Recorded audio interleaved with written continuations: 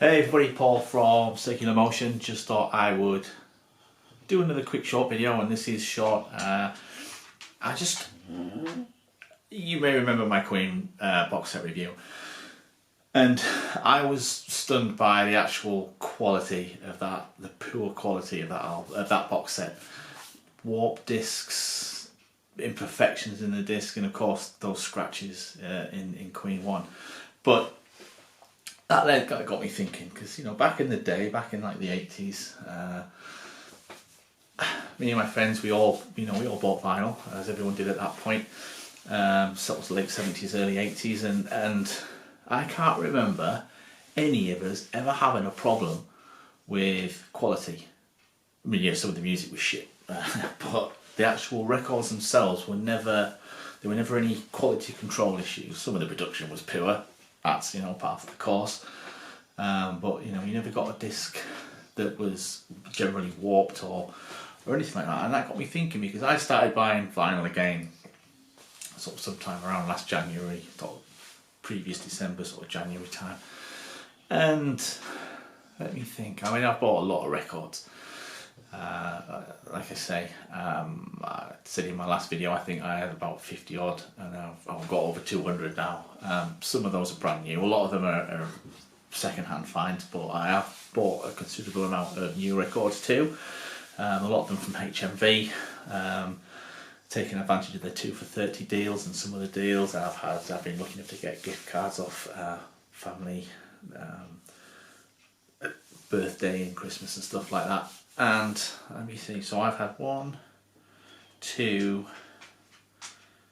this box set will be like the third issue I've had where the pressings weren't great. The first one was the Neil Young Crazy Horse Colorado album, and that album was, disc 1 in particular, this is a 2-disc set, it looked like it had vinyl chunks in it, vinyl pellets in it, so it hadn't quite melted, so whether the press wasn't hot enough. I mean, the album overall sounded decent, there was no non-fill in it or anything, but there were these little lumps in the vinyl which obviously severely impeded the playback. I took that back. It wasn't HMV's fault.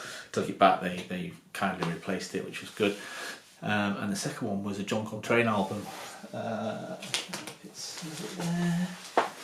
So, yeah, it was, no, that's Dire Straits. There it is. So yeah, Giant Steps. I bought this from HMV again, and it had a similar issue. Little tiny lumps in the vinyl. It just, when you're paying so much these days, you would expect something to be a little bit better than that, wouldn't you, really? And then of course there's this box set that says going back. It's just up there, you can maybe just see a little bit.